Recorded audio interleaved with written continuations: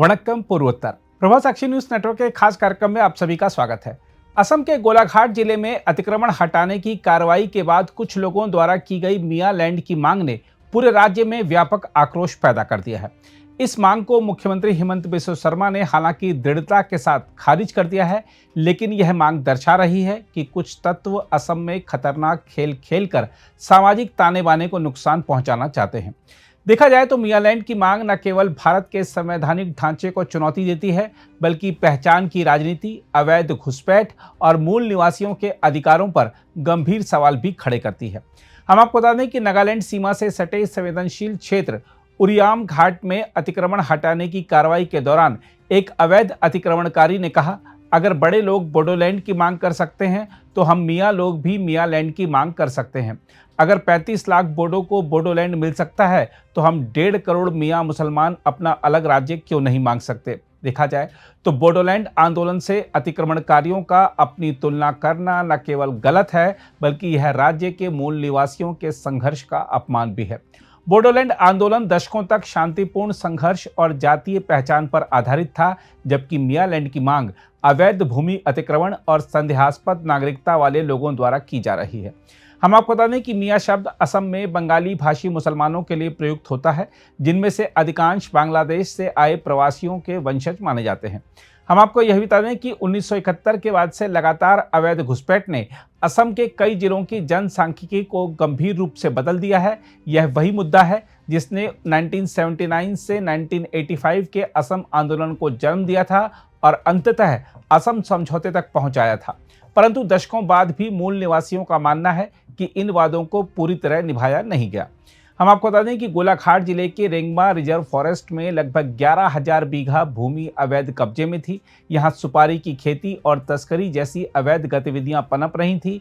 सरकार ने पहले चरण में 4.2 हेक्टेयर भूमि को शांतिपूर्वक अतिक्रमण मुक्त कराया और 120 से अधिक अवैध दुकानों और ढांचों को ढा दिया।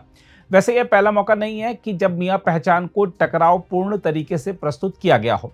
हम आपको याद दिला दें कि साल 2020 में पूर्व कांग्रेस विधायक शर्मन अली अहमद ने श्रीमंत शंकरदेव कला क्षेत्र में मियाँ म्यूजियम बनाने का प्रस्ताव रखा था। देखा जाए तो धार्मिक या भाषाई आधार पर अवैध बसने वालों द्वारा किसी अलग राज्य की मांग करना पूर्णतः असंवैधानिक है। बोडोलैंड आंदोलन वैध जातीय पहचान और लंबे संघर्ष पर आधारित था, जबकि मियालैंड की मांग का कोई ऐतिहासिक या संवैधानिक आधार नहीं है। यह न केवल असम की अखंडता के लिए खतरा है, बल्कि राष्ट्रीय सुरक्षा को भी चुनौती देता है। हम आपको बता दें कि असमिया, आदिवासी और मूल मुस्लिम समुदायों ने इस मांग का विरोध किया है। छात्र संगठनों, नागरिक समाज और सांस्कृतिक मंचों ने असम की धरती पर नहीं बनेगा मियालैंड के नारे लगाए हैं। साथ ही इस मुद्दे पर कांग्रेस सांसद गौरव गोगोई की चुप्पी को लेकर भी व्यापक आलोचना हो रही है। लोगों का आरोप है कि यह कांग्रेस की तुष्टीकरण की नीति का उदाहरण है।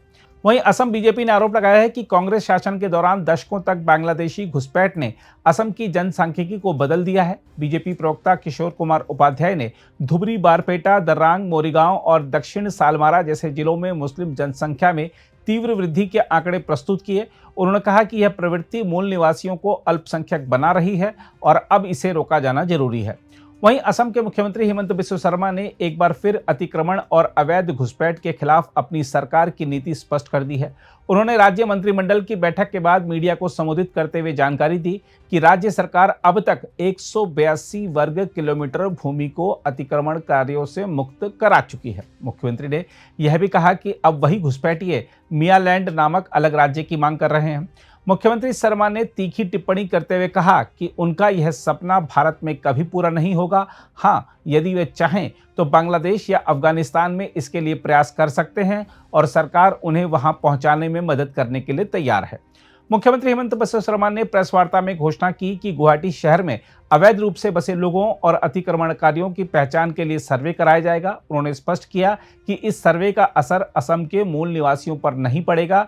उन्होंने कहा कि यह कदम विशेषकर उन लोगों के खिलाफ है जो गुवाहाटी की पहाड़ियों में गैरकानूनी रूप से बस गए हैं। देखा जाए तो हिमंत बिस्वा शर्मा के नेतृत्व में असम सरकार अवैध घुसपैठियों की पहचान, गिरफ्तारी और देश से बाहर भेजने की दिशा में देश में अग्रणी बन चुकी है। असम सरकार का अतिक्रमण के खिलाफ यह कठोर रुख एक स्पष्ट संदेश है कि राज्य की भूमि पर अवैध कब्जा किसी भी कीमत पर बर्दाश्त नहीं किया जाएगा। मुख्यमंत्री हिमंत बिस्वा शर्मा का कहना है कि असम के हित और सुरक्षा के लिए यह कार्रवाई हर हाल में जारी रहेगी। बहरहाल, असम का इतिहास अपनी पहचान और भूमि की रक्षा कर रहा है। आज राज्य को सीमा पार घुसपैठ के साथ ही आंतरिक राजनीति के उन प्रयासों से भी खतरा है जो असम की जनसांख्यिकी और सांस्कृतिक वास्तविकता को बदलने का प्रयास कर रहे हैं। लेकिन मुख्यमंत्री हिमंत बिस्वा शर्मा का संदेश स्पष्ट है। असम में अलगाववाद को जगह नहीं है। अवैध अतिक्रमण पर सख्त कार्रवाई होगी और राज्य की सांस्कृतिक व भौगोलिक अखंडता की हर कीमत पर रक्षा की जाएगी। अगर आप भी लेना चाहते हैं देश दुनिया की तमाम जानकारी तो आज ही सब्सक्राइब करें हमारे चैनल को। साथ ही नीचे दिए बेल आइकन को जरूर दबाएं ताकि हर अपडेट आप तक पहुंच सके।